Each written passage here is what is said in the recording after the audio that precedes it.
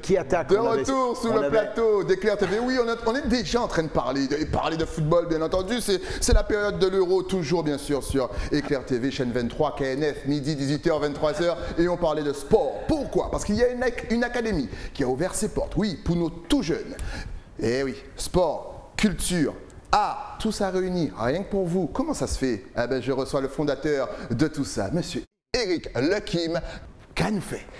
Styly, bonjour, ravi d'être là, merci de ton invitation. Merci. Et donc en effet, on parlait de sport et de foot juste avant, on était presque déprimés et puis tout d'un coup on se dit tiens, il va y avoir une caisse de résonance à peut-être un échec qui a eu lieu il y a 2 jours, dont on va tirer tous au niveau de la nation d'ailleurs, hein, les enseignements.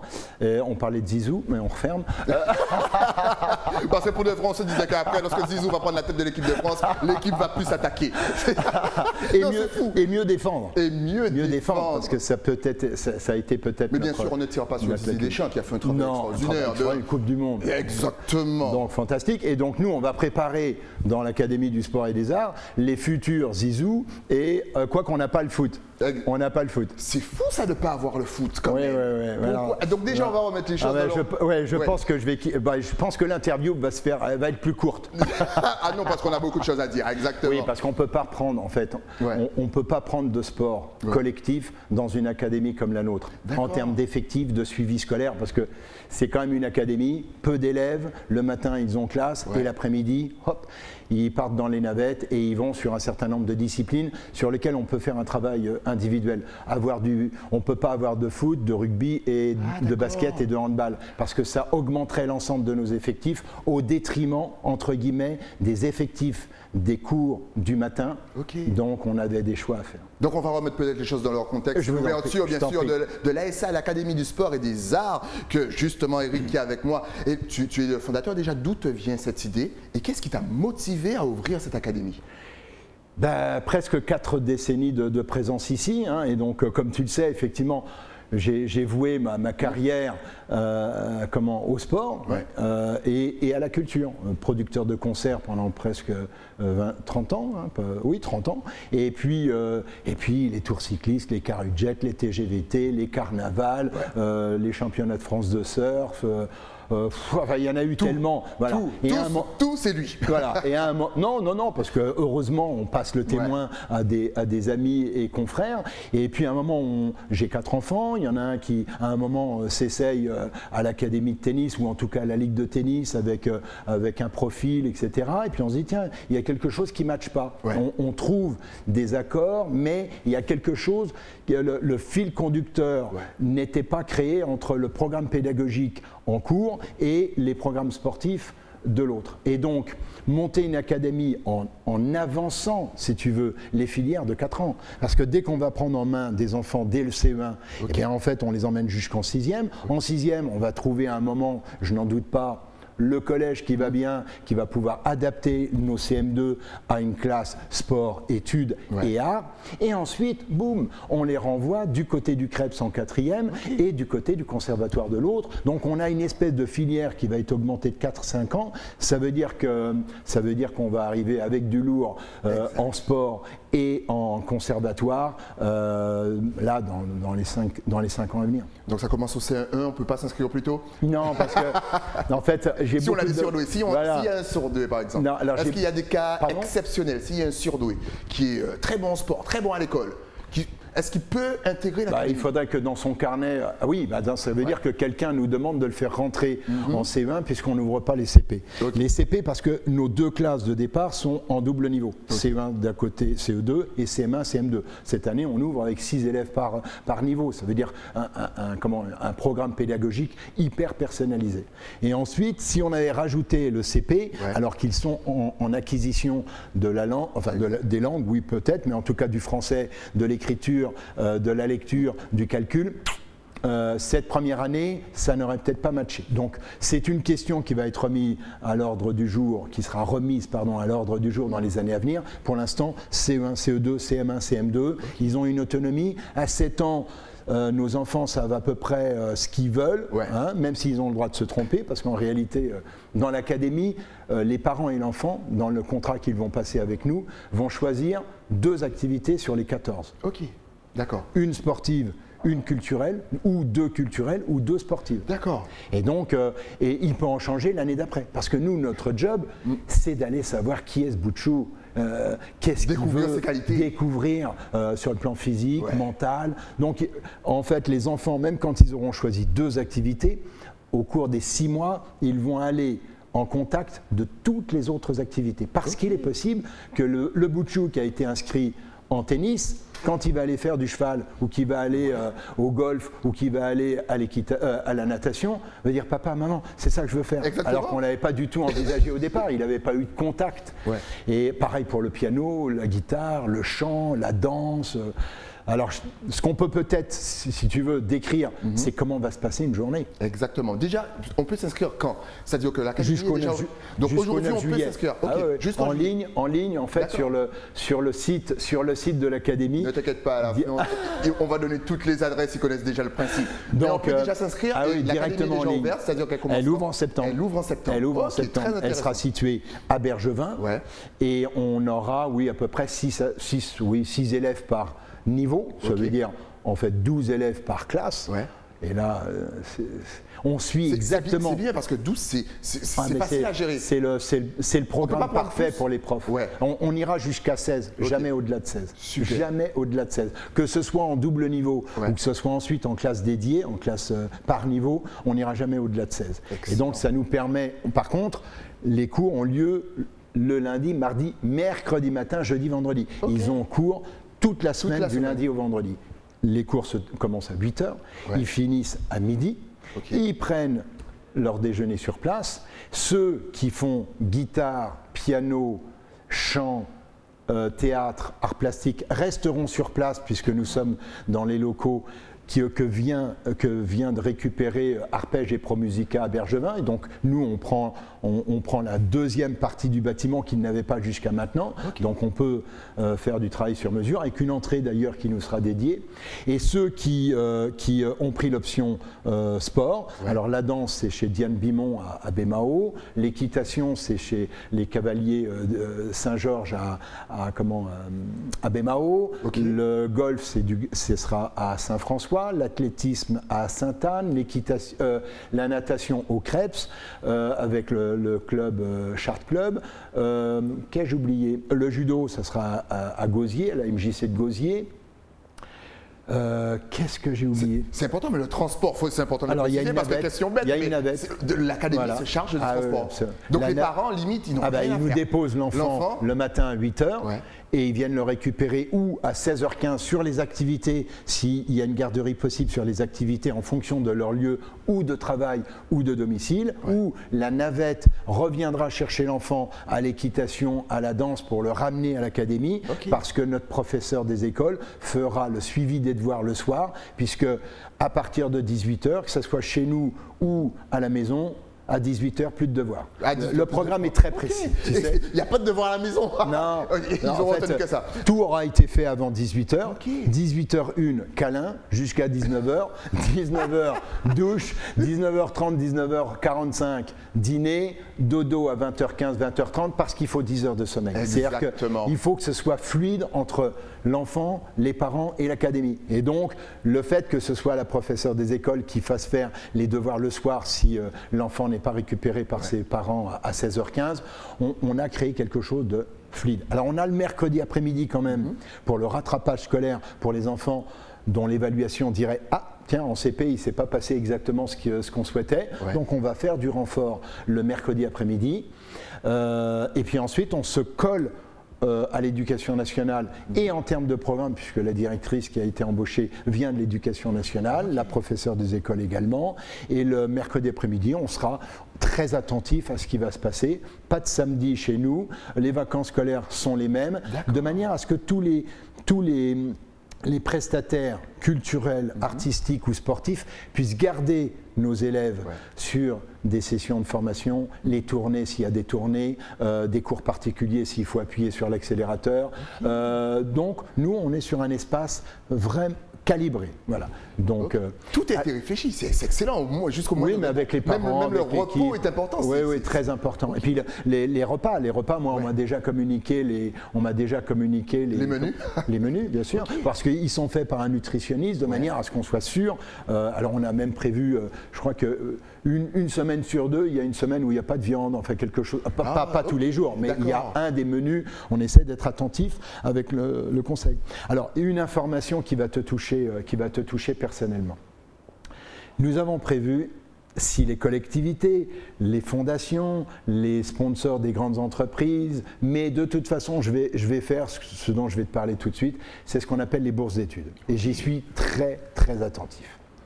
Il y aura 2 bourses d'études. Ouais. Pourquoi? Parce que demain, tu m'appelles et tu me dis, Eric, il y a un enfant qui vraiment a un talent dingue, sauf que sa maman est au chômage. Ouais. Ok, cher ami, tu l'inscris, alors tu la parraines, donc toi tu peux la parrainer, tu l'amènes à la commission d'admission de l'école, elle nous dit dans quelle spécialité sportive ou artistique, donc on va appeler dans la commission d'admission le professeur ou celui avec lequel on a passé un partenariat, il y aura la directrice d'école et on va accepter 2 fois par an des élèves dont les parents n'ont pas les moyens de s'offrir une académie de cette nature, de cette qualité, de manière à ce que chaque année, sur la mixité, sur apprendre à vivre ensemble, sur le droit à tout, voilà, que ce soit respecté par les élèves eux-mêmes et par cet ADN de l'académie où tout le monde a toutes les chances. Tu viens de mettre le doigt sur un point super important, parce que là tu parles de bourse, en pensant bien sûr aux parents qui n'ont pas forcément les moyens d'inscrire, mais as-tu pensé aux parents qui n'ont pas les moyens d'inscrire, mais aussi d'emmener leur enfant? Est-ce qu'il y a, je ne sais pas, une version pensionnat? Parce que alors non, parce que si l'enfant habite par exemple à Basse-Terre, je dis quelque chose. On peut, alors non, en fait ta question est bonne, ta question est même excellente. Merci. Parce qu'à un moment ou un autre, sur un de nos flyers ou autre, il y a eu marqué possibilité d'hébergement avec une famille d'accueil. Alors en effet, on avait envisagé à un moment si une famille haïtienne, guyanaise, martiniquaise dit écoutez, nous on est prêts à se sacrifier, notre enfant est prêt, ce qui n'est pas certain, parce qu'entre le CE1 et le CM2, faire que l'enfant a besoin de cette stabilité. Exactement. Mais sait-on jamais. Sait-on jamais. Bon. Et donc, en effet, si quelqu'un venait de Basse-Terre, eh bien, il récupérerait son bébé tous les week-ends et on trouverait une famille d'accueil dans l'environnement de Pointe-à-Pitre, Gosier ou Bémao, quelque chose. Et ça m'amène à une autre information, c'est qu'on aura un point de ramassage scolaire, si je peux appeler ça comme ça, du côté d'Estrélan, Jarry, pour ceux qui viennent de Petit-Bourg-Goyave, et un autre point de ramassage du côté des Abîmes pour ceux qui viennent ou de Saint-François, ou du Moule, ou de Petit-Canal. C'est excellent, mais tout est pensé. Je pense que... Ah ouais, là vous n'avez plus d'excuses. là, si vous avez un talent chez vous, un jeune talent, franchement, n'hésitez pas à l'inscrire dans l'académie. C'est-à-dire que même si on n'arrivait pas à en faire, parce que ce n'est pas l'objectif majeur, nous, on va augmenter la filière. Donc on ne fait, comme disait Freud, on ne fait que permettre à des enfants de 6 à 10 ans, ce sont des réceptacles à information. Exact. Donc on va les alimenter. Je sais que le professeur d'échecs de ma fille qui est à Petit-Bourg, Lionel, me dit mais Eric, moi je vais venir dans cette école parce qu'on va essayer de donner un cours d'échecs. Parce que entre la concentration, qu'est-ce qu'on fait ? La minutie, la concentration, une certaine forme de rigueur, un cadre, il faut que ce soit ludique et que les enfants prennent plaisir. Si on arrive à créer avec je vais utiliser un mot fort, une addiction avant le CM2 au sport ou à la culture, cette zone de turbulence qu'on peut quelquefois rencontrer entre la 6e et la 4e, quand il y a la préadolescence, les rencontres dans les collèges, etc. Si on arrive à faire tout ce lien-là, on a une filière qui aura commencé en CE1 et qui s'arrêtera en terminale. Ça veut dire que les recruteurs, dans certains cas, les concours, les conservatoires et les sports individuels... Pourquoi ça ne s'est pas fait avant? Parce qu'en fait, personne jusqu'à maintenant, alors à l'échelon français non, ils font tout cela à partir de la 6e, 5e, 4e. Aux États-Unis, c'est dans le secondaire. Alors, des sports-études existent en Allemagne, puisque ça c'est un modèle américain, allemand ou asiatique. Donc en France, pour l'instant, personne n'a pensé à ça. Et ils n'ont pas pensé à une deuxième chose, c'est que quand ils privilégiaient le sport, ils oubliaient l'artistique. Ouais, ça fait partie de ma carrière. Et je pense aussi que quand un enfant va prendre tennis, piano, son évolution personnelle, en plus de l'anglais et l'espagnol. Alors, à propos de l'anglais et l'espagnol, on ne rivalise pas avec des académies qui sont bilingues. Nous, on met l'anglais et l'espagnol en termes d'initiation pendant 4 ans, de manière à ce que quand ils arrivent en 6e, la bascule se fasse intelligemment. Mais les jeux d'échecs, pareil. Je rêverais de faire venir mon ami Hector Poulet pour le créole. Des cours sur la citoyenneté. Moi, j'ai été jury d'examen et intervenant pour les MBA du Crêpes par exemple, ou sur le lycée hôtelier, etc. Je vais peut-être faire venir quelqu'un du lycée hôtelier pour leur apprendre quand ils seront à la cantine comment on se tient à table. C'est une multitude de petites choses pour recadrer un petit peu l'idée qu'on se fait de l'éducation et puis de ce qu'on va préparer, parce que même si ce ne sont pas des champions, ça va les suivre jusqu'à l'université. Et ça va les structurer aussi. Tout de suite, bien sûr. Ils vont avoir confiance en eux, on va tellement occuper le terrain que quand en 6e, ils vont avoir dans la préadolescence ou dans les rencontres, pas toujours heureuses d'ailleurs, ils vont dire, moi j'ai un entraînement, j'ai ci, j'ai ça, puis je suis passionné par ça. On va ouvrir des sessions, la gym viendra en année 2 ou 3, on aura même peut-être une session rigolote d'ailleurs, qui serait la formation des CE1 jusqu'en CM2 sur l'apprentissage de tout ce qui est numérique, création numérique. Et c'est peut-être une spécialité qu'on pourrait rajouter en année 2 ou 3. En fait, vous touchez tous les secteurs, le numérique, le sport, la culture. On va essayer de faire en sorte que l'enfance, il faut que l'enfance se structure très tôt. Moi, combien de fois on a été pénalisé peut-être dans notre enfance, on était complexé à cause de quelque chose, on s'est aperçu que quelqu'un qui était montré du doigt dans sa scolarité explosait la baraque sur un sport. Et d'ailleurs, si je fais un comparatif, à quoi sert l'incentive quand on est en création d'entreprise, quand on est en entreprise? Pourquoi les entreprises, à un moment ou à un autre, opèrent des manifestations incentives? Si par exemple vous êtes dans une très grosse entreprise, le management est difficile, il y a des différenciations de compréhension entre le chef de service, la secrétaire. Envoyez-les lors d'une journée avec un pique-nique et 3 heures de marche pour les envoyer à la soufrière. Le soir, on va se rendre compte que le directeur adjoint, il est arrivé dernier et qu'en fait, c'est la petite secrétaire qui est arrivée. Toute la journée. Exact. Et le regard de l'un sur l'autre le lendemain va changer. Donc si nous faisons ça dès la scolarité, le respect, la considération de l'autre, je vais vous donner parce que à chaque fois que j'en parle, il y a 3 jours, j'ai eu une émotion incroyable.